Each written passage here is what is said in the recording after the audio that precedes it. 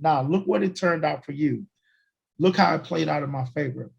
I'm thinking if I never would have took his advice and I would have stayed there, it's no telling where I would have ended up. Right. Right. Because the year that I was going to play, those were the Michael Strahan teams. Yeah. I'm just telling you straight up, I wasn't gonna make it.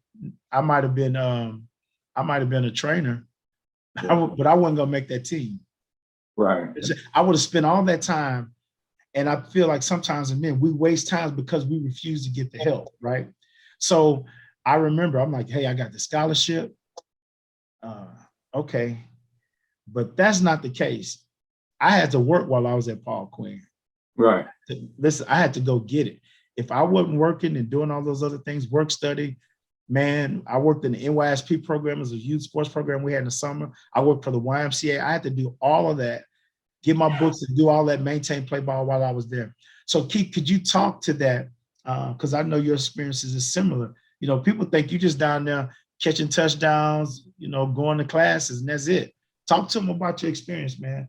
Wow. Being a man, I'm serious, man. It's being a man and the seasons of life that you go through and what you have to do to be, like you said, put the word success in context.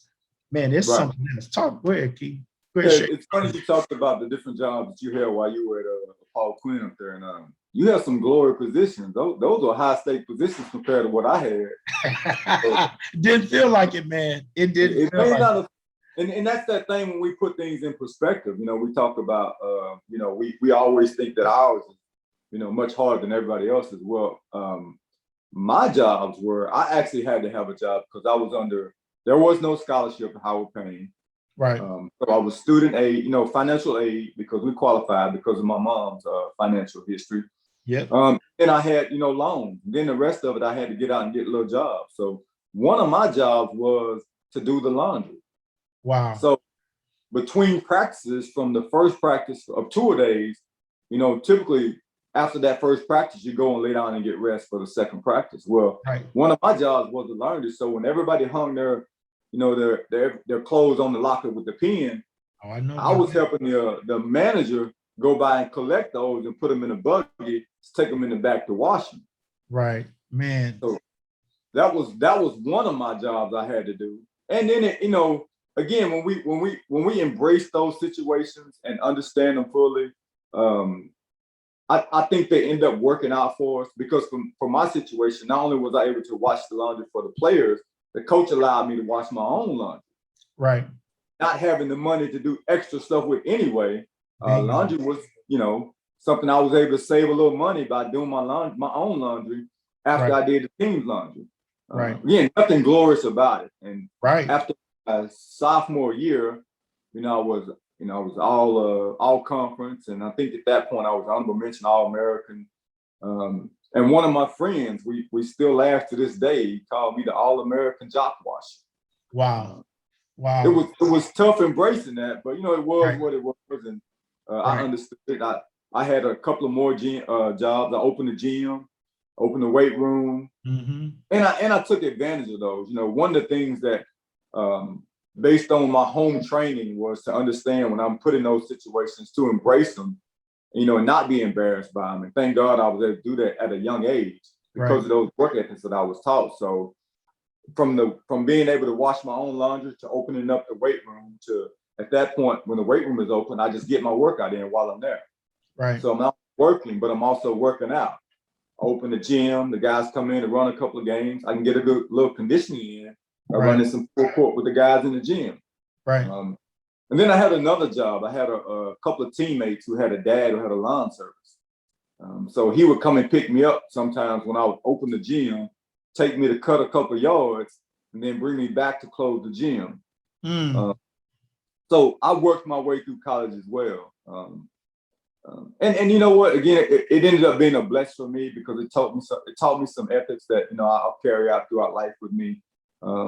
It may not have been as glorious, you know, going through it, but as I look back on it, I wouldn't change it, you know, for the world. Absolutely. Absolutely. You know, saying that, man, look what character, look what came out of it. Now I said YMCA. Now, now I live in the suburbs now, and we got a sweet YMCA. Nothing like the YMCA I ever known. Right. Let me put it in perspective. I worked for the YMCA in South Oak Cliff. So my part of our job, I was the park director right there in South Oak Cliff. So me and my boy said, shout out said, we used to have to get up at 5:30 in the morning, drive over.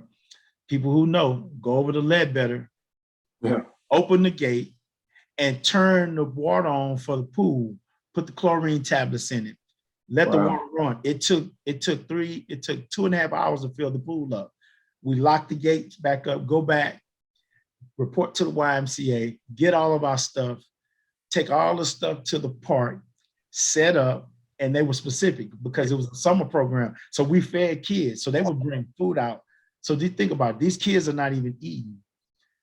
So, you know, I had to deal with some stuff. They was like, well, look, this is for kids, this age, this, like, they're gonna be older kids and, you know, adults they cannot come into the park.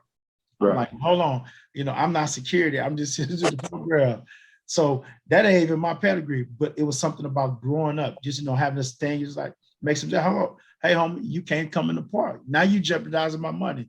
Now, one or two things gonna happen.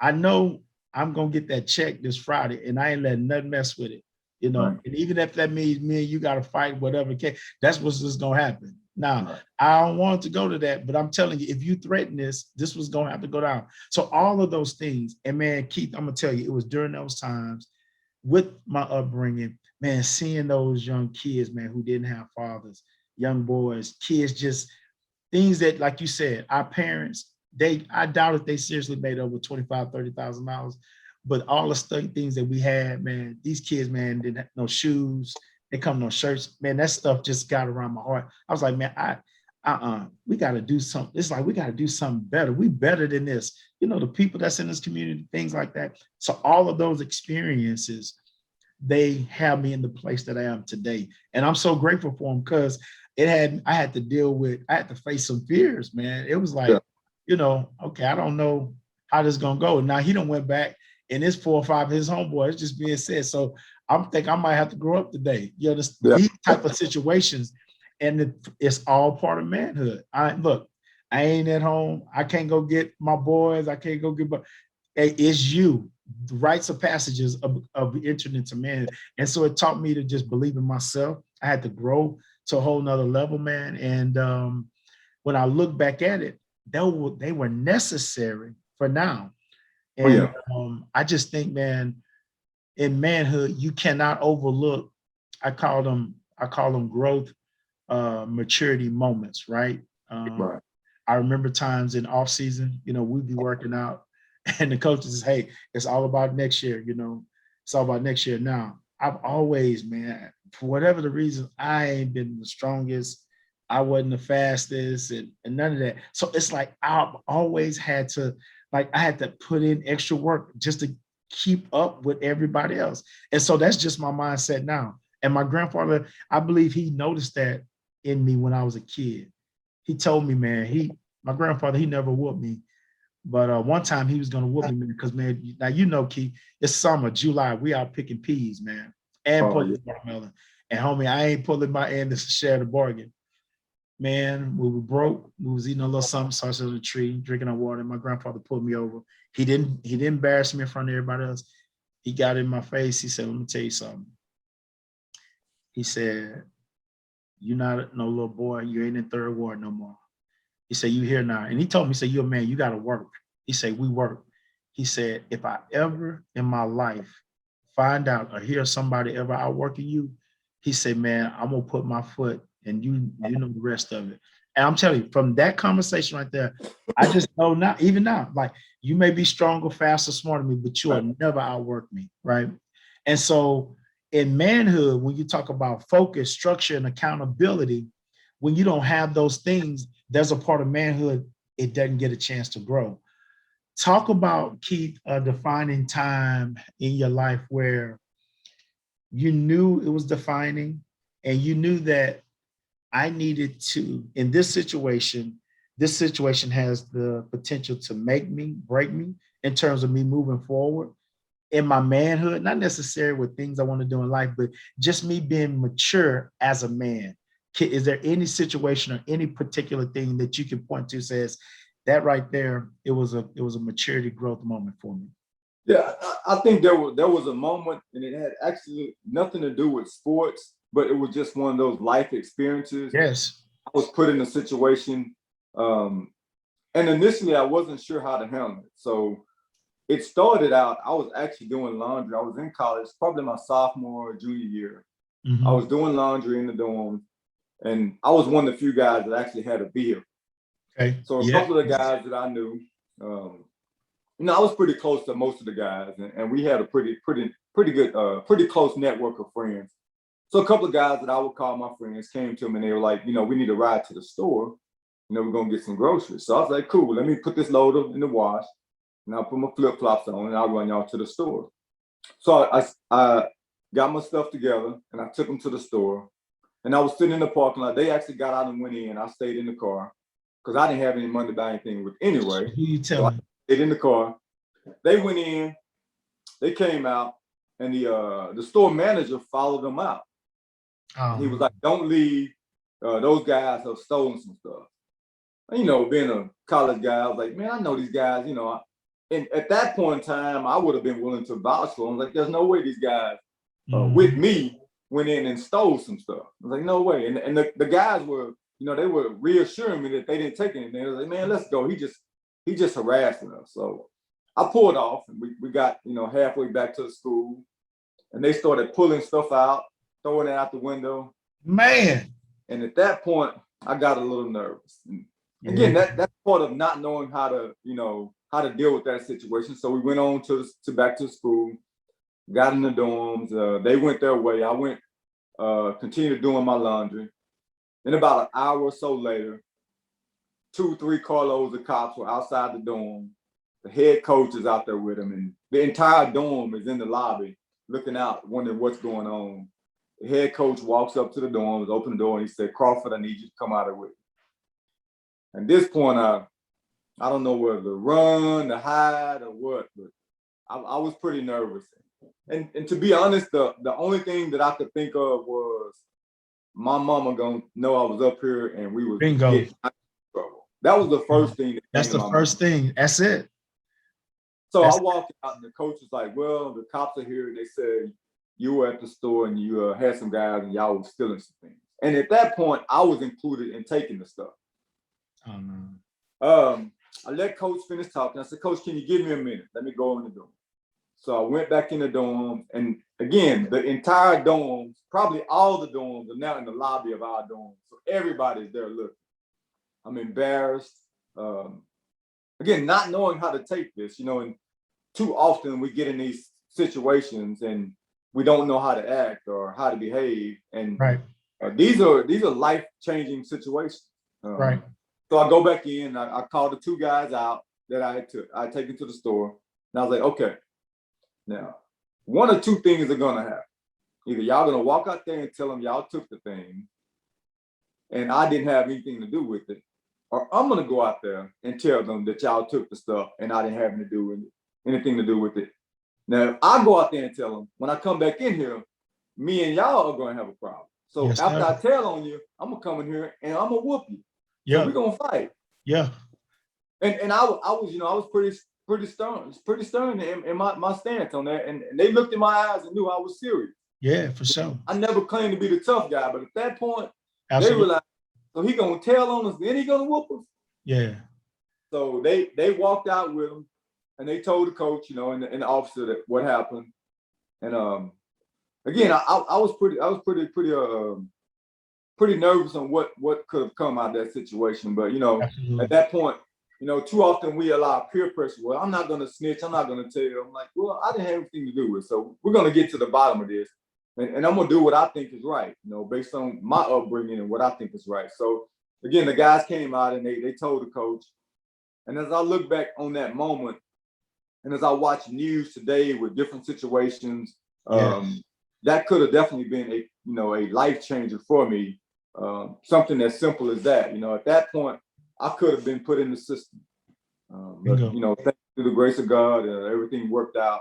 And that probably was one of the most defining moments, you know, in my college experience. Yeah, and see, I'm so glad you shared that, man. That's a great story. One of the things I want to talk about, well, we have been really talking about the whole podcast is, I said it earlier, I may use a different term, but on this podcast on purpose, I use the term, you'll hear me say it over and over, man, what are your convictions? And as men, you have to have some convictions. I mean, it's just period.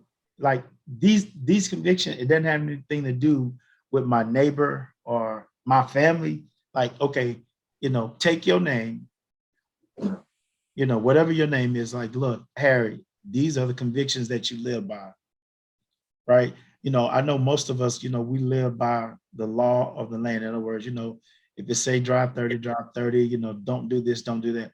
Well, and we should, not knocking that, but at what cost are you going to live life and you not have your own set of convictions, laws that you govern your life by? Now, if you didn't have that conviction, there's no telling what could have happened in it. And I think many times as men, we find ourselves in situations just because we lack conviction. And I'm telling you, to have conviction, you're going to be put in some tough situations. And that was my thing early in life. Man, I did not want to deal with anything, man, having to do with any kind of tough decision. If it was gonna be a fight, I was like, man, I'm gonna negotiate my way out of this. I'm gonna fight only if I have to, right? Same thing in college, man. It just a change. Situations come like, okay, I'm not advocating fighting, but there's just a time where you just have to handle your business. It's like, man, it's you or me. You understand, homeboy? And so, you know, I understand now. I look at it now. It's like you trying to test my heart. And so it's gonna go back. You not gonna win. I'm gonna win. That's just I just believe that. But had not been put in those convictions, I never would have known those different things about me. So as men, man, we have to have conviction. So one of the reasons I'm glad you shared the story, and we're talking about convictions. We talk about this a lot. I want to say a statement and I want you to run with it. You know, we're all about focusing on what a man knows rather than what he has. Talk to men about that, man, because we know that's a big thing in our society. Um, it's a lot of focus on, you know, what you have, you know, the things you have, but many times people are not interested in who you really are, you know.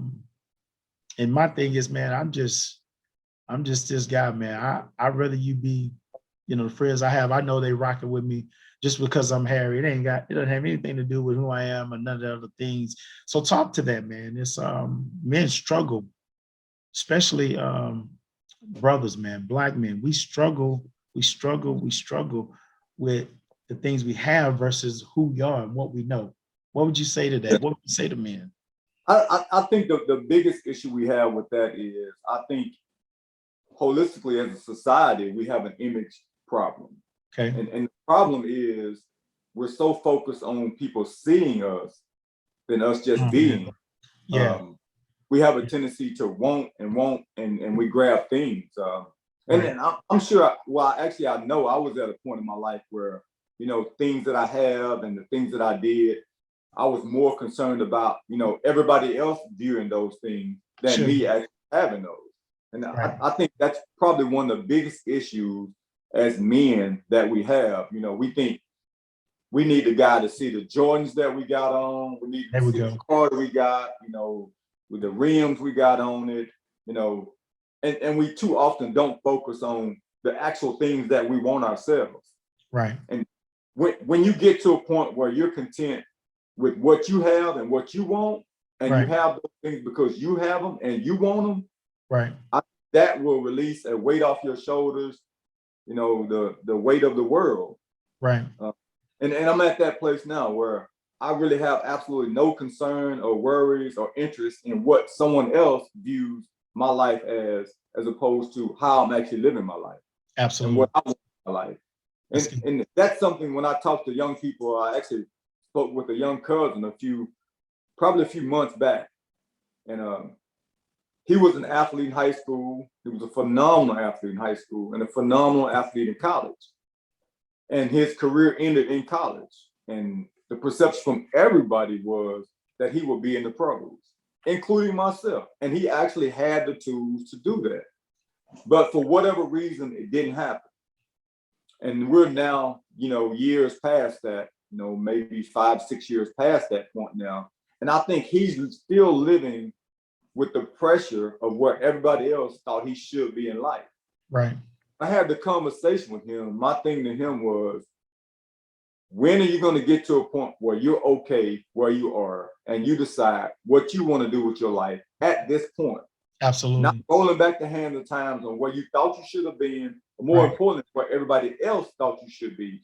Right. But where you actually are and where you want to go based on what you want, not what your parents want, not what your friends want, and not what anybody else wants. And I said, when you get to that point in life, and when we talk to young people, we should express that's the place in life you want to be. For sure. Where you're at a point where you're reaching goals for yourself, not for an image for everyone else to see. Right. Because when you get to that place where you're content with where you are and you have your own goals and you set those goals simply because you want them, right? Those are the goals that the people will see, and then that light will reflect brighter than anything you could have done to begin with. That's it.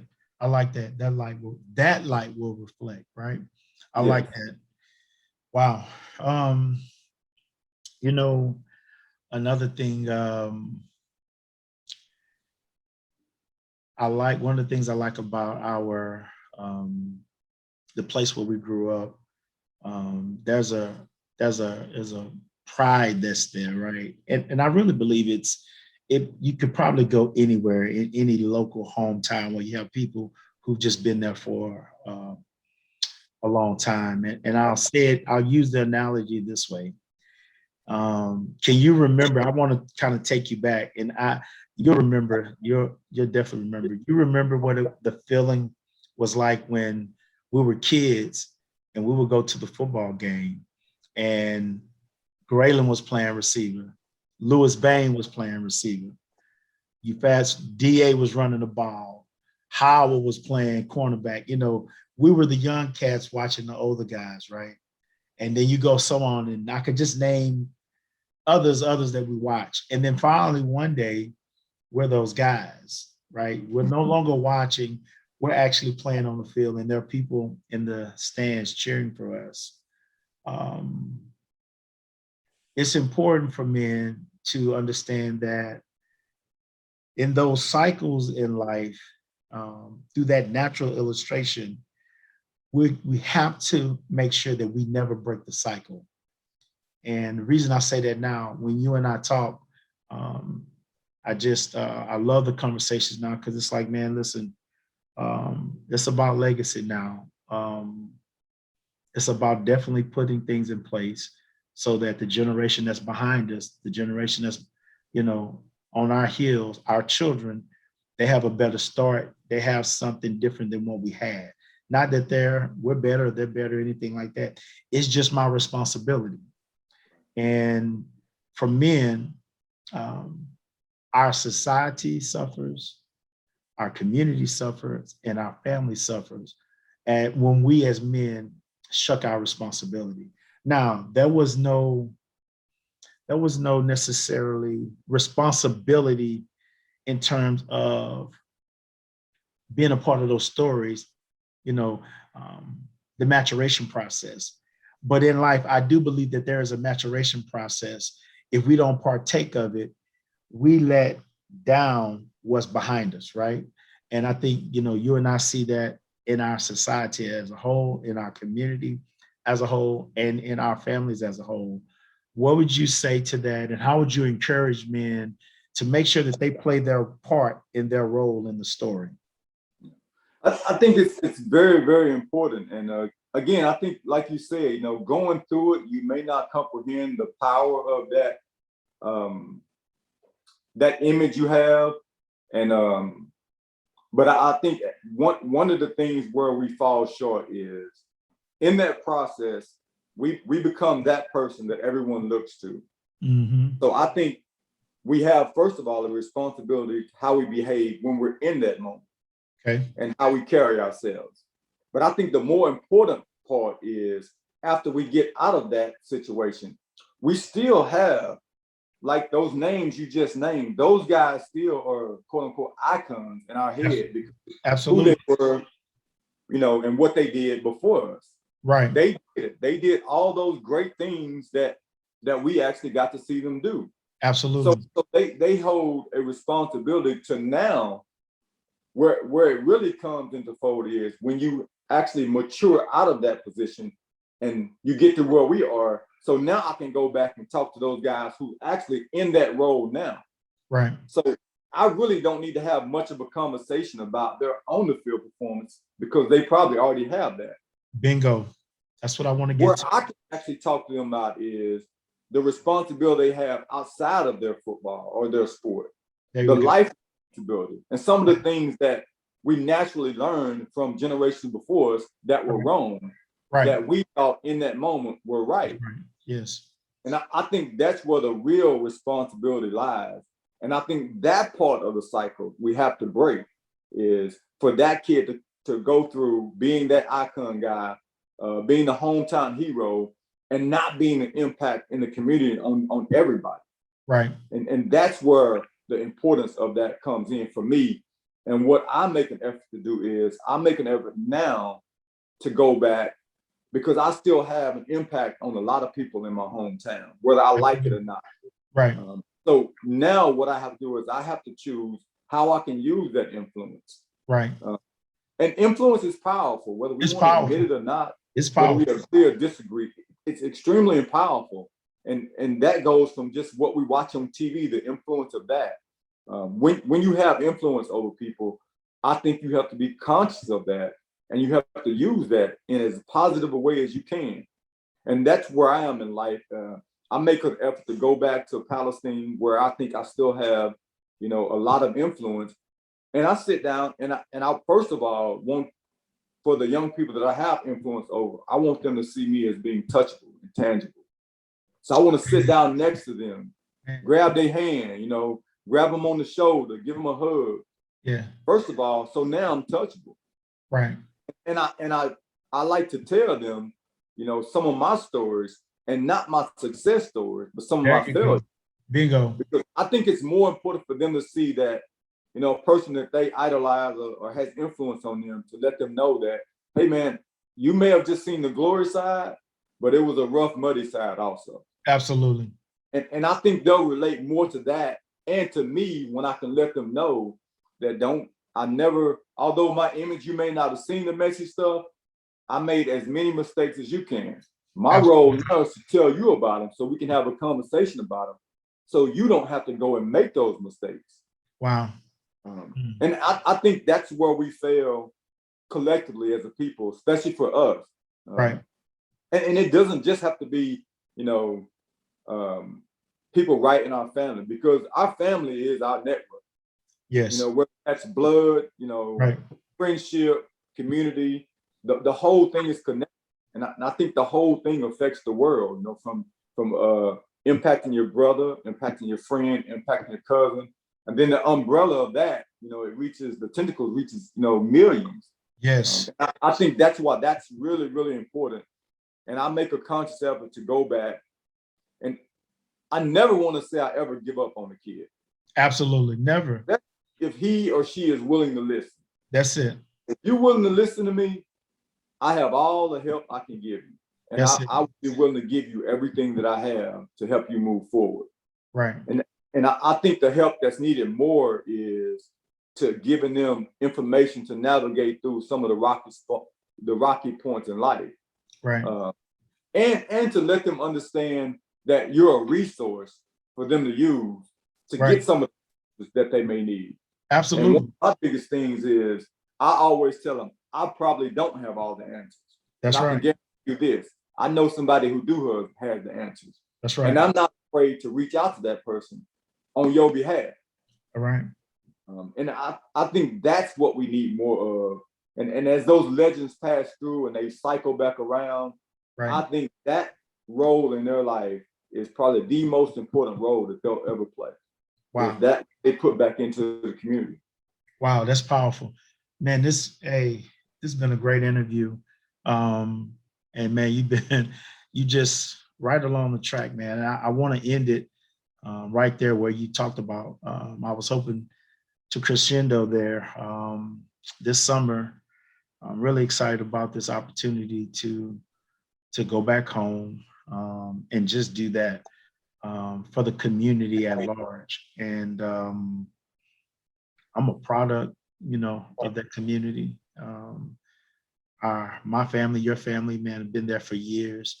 The contribution, not just our families, but just the families that are made up of that community. Are there's not enough time on podcasts just to talk about and say just all the different things. But we know our community, which we love and we care about, has been affected, just like we see it communities across the world.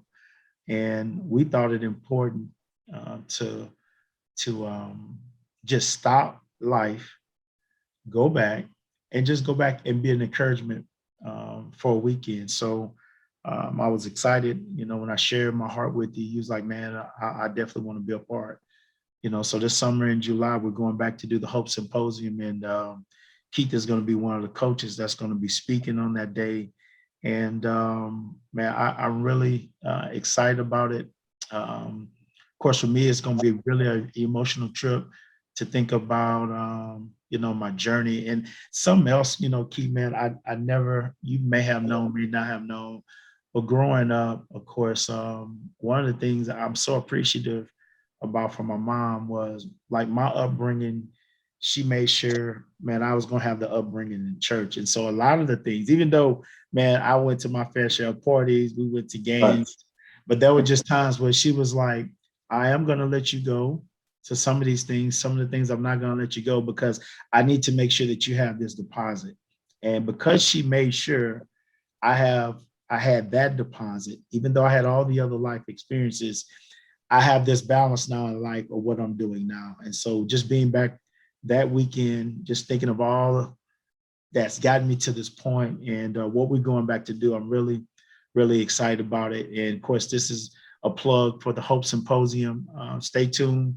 We're going to have more promos coming. And like I said, man, this gentleman's going to be there with us. Listen, if you're in the East Texas area, then you don't have to be from Palestine. You don't have to be from Tucker. You don't have to be from Long Lake. If you're part of our community, right? And we know that community branches out. If you're from Grapeland, Alto, Oakwood, Slocum, Buffalo, Fairfield, Eustis, Athens, Jackson, hey, it doesn't matter. If you're a part of that community, we want you to come out. We have something special for the families. I believe it's going to be a day of hope. I do believe that you're going to be encouraged. And if your families, and we know we're in a tough time, right? But I promise you, tough people make it. You're looking at two tough people that came from tough times. And it's a direct result of those roots back there. So I feel an obligation and a responsibility. And of course, we're coming this year. I talked with my wife and I told her, I said, sweetie, every year we have to do something. And we've had some models. I think we talked, when you did your camp, that's one of the highlights of my life. In other words, being able to come back, right? And I saw how how it galvanized the community, right? And you could say for whatever need it was, but you have to admit when people make up in their mind and they come together for a common goal, there's power that's available for them. Oh yeah, definitely. And so we just want to come back, and this is just my way of saying, hey, we care. I see you. Sometimes people just need to know, man, do I matter? And does anybody see me in this condition, right? And we're going back, and we got some other people that we're coming back. I'm really excited about, and I'm just glad this brother right here jumped on, man. It's going to be great, and I want you guys to stay tuned, man. We're going to be doing some other things. Of course, COVID.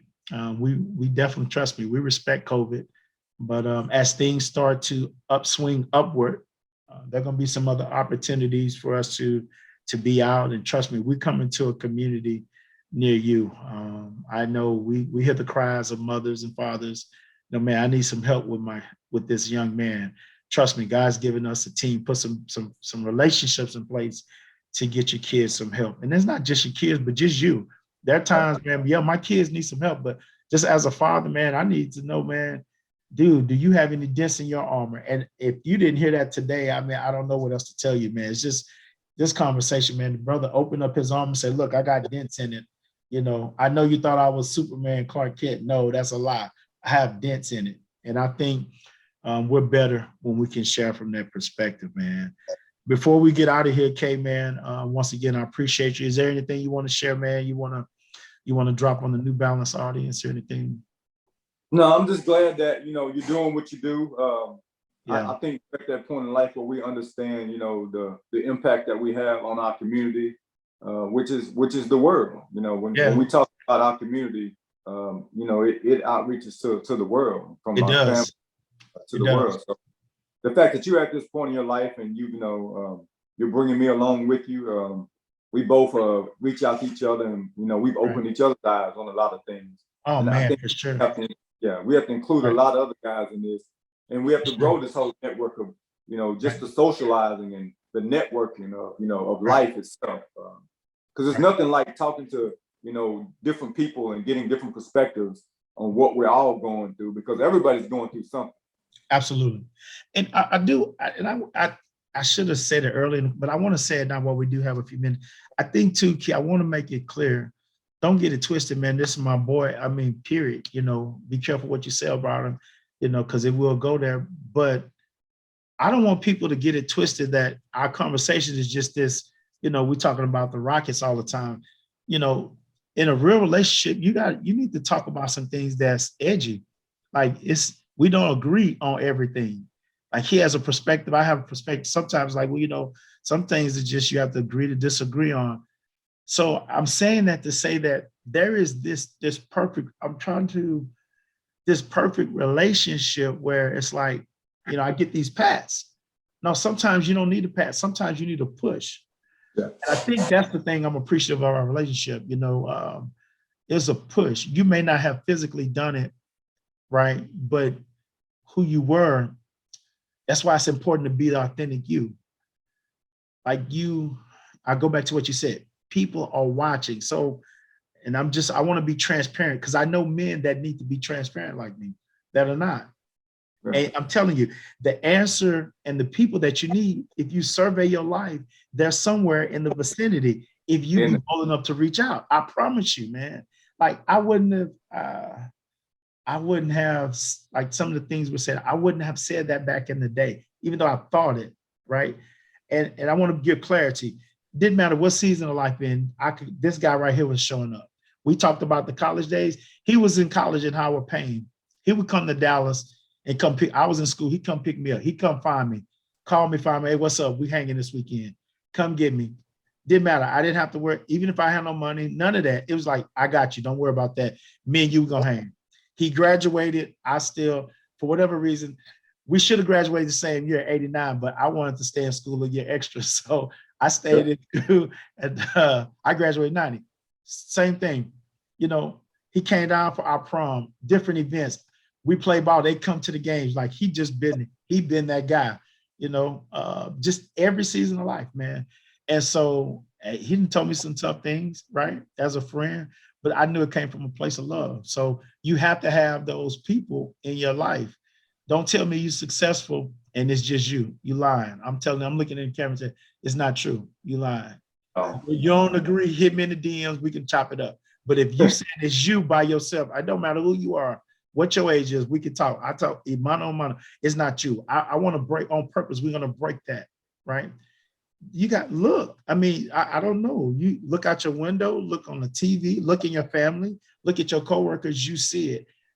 Like, let's not just see it, let's address it, right? And I think just like we see the numbers in COVID going up, why? Because there has been something put in place to deal with it. It's what's the vaccine for manhood? There is a vaccine that you can get that's going to help you, right? That can give your immune system a boost, right? And so I don't know. I don't want it to be missed, man. And so, like I said, Kay, man, I appreciate your time.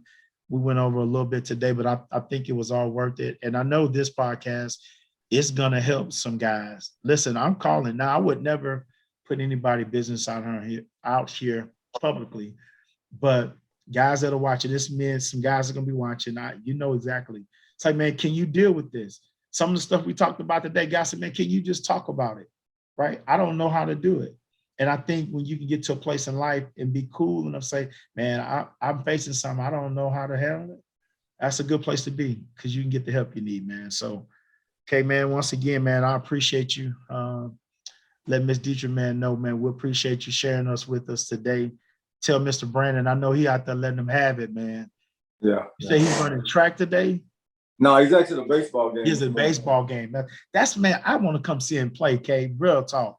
I want to come swing. I've seen him play football, but I want to see him. I heard he got something in the baseball. I need to come get some video of it, man, and check him out for sure, man. Well, hey, we got another one. Once again, I want to appreciate everybody, all the kind words. You know, you guys are always, man, you know, your comments, your texts, your calls, the comments. I really appreciate it. Even those, man, the negative comments, I don't take it that way. Go ahead. You want to put it out there? I appreciate it. My grandfather he already told me it's all good.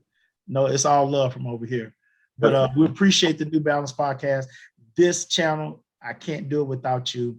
And as we always say, it's strength for today, sustenance for tomorrow.